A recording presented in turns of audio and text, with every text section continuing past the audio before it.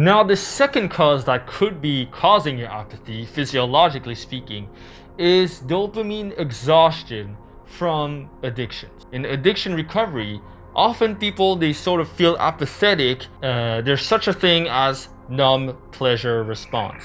Numbed pleasure response. So for example, if you play too much video games, at a certain point, you will feel less pleasure, less joy from playing the video games. And all the video games will do is stop you from feeling bad, in a sense. So you're feeling bad, you're feeling the craving.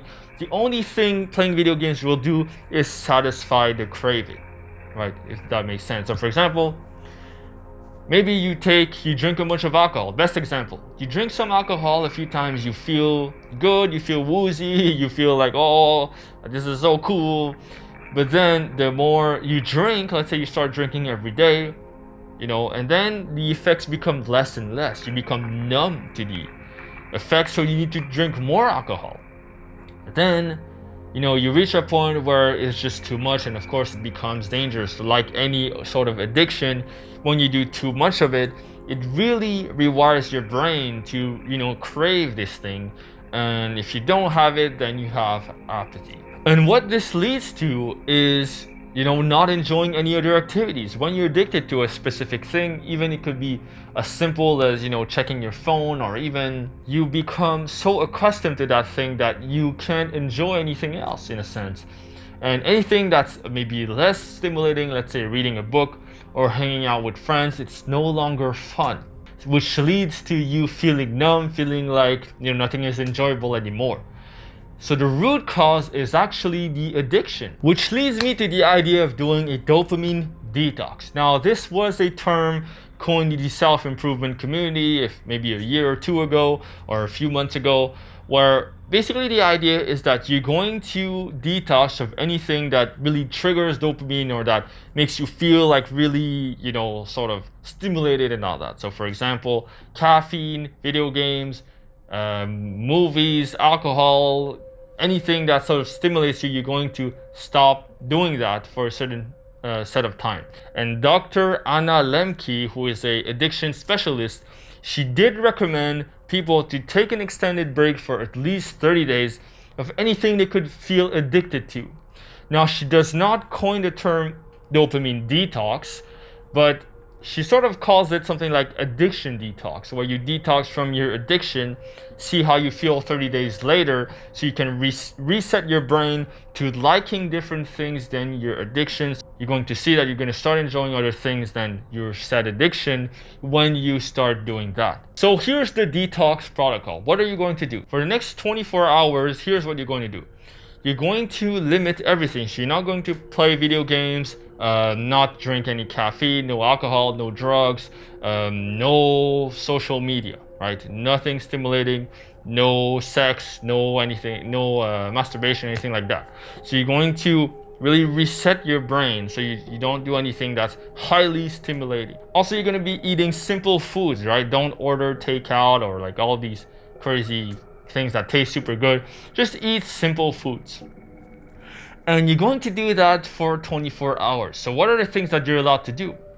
You're allowed to take a walk, you're allowed to exercise, you're allowed to meditate, you're allowed to journal, and that's pretty much it. Or you're allowed to, sit on your balcony, enjoy the scenery. You're basically going to do nothing in a strange way. So what's crazy with that is that when you do that, I did that a few times, and what I can report is I felt a sense of mental clarity. I felt a sense of peace. I just felt more into my body in a strange way. And momentarily, I felt more depression, more sad at a certain point, but that was good because this moment of rest from all of these stimulation activities allowed me to tap back into these negative emotions and to confront them. So that was really good for me to help me sort of get back in touch with who I was and confront my apathy and feel better overall. So you're not only addressing the physiological sphere here by detoxing from your mental stimulation and all that, but you're also addressing the emotional, psychological components by doing the detox. So it's very positive to do. I highly recommend anyone who feels apathy to try that and you're going to feel so much better, I promise. Yes, you want to do the dopamine detox one time, you know, at least a good 24 hours. But after that, you want a long-term solution so that you avoid to reaching dopamine exhaustion again. The way to explain this is dopamine, you can kind of picture it as sort of a battery. When you, let's say, do a lot of video games, play a lot of video games, or drink alcohol, all that, like your battery is going down and down and down slowly. So if you play for, let's say, 8 hours, 10 hours, 12 hours, your battery is going to be completely down, and you have like no more dopamine in a sense to, you know, feel better. And you're gonna feel like shit, you're gonna feel apathetic, you're gonna feel nothing. So the trick here is that you only use a little bit of the battery, just a little bit, and there's a fucking ambulance or whatever going on right outside. Just a little bit of battery at a time.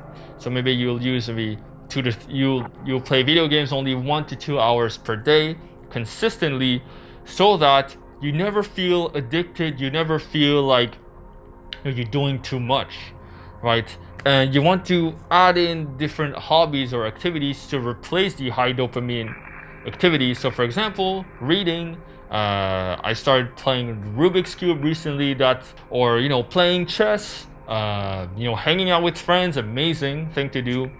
Reading books, taking walks, exercising, amazing. All of these things, you want to look at replacement hobbies and replacement activities to help you to replace all of these high dopamine activities.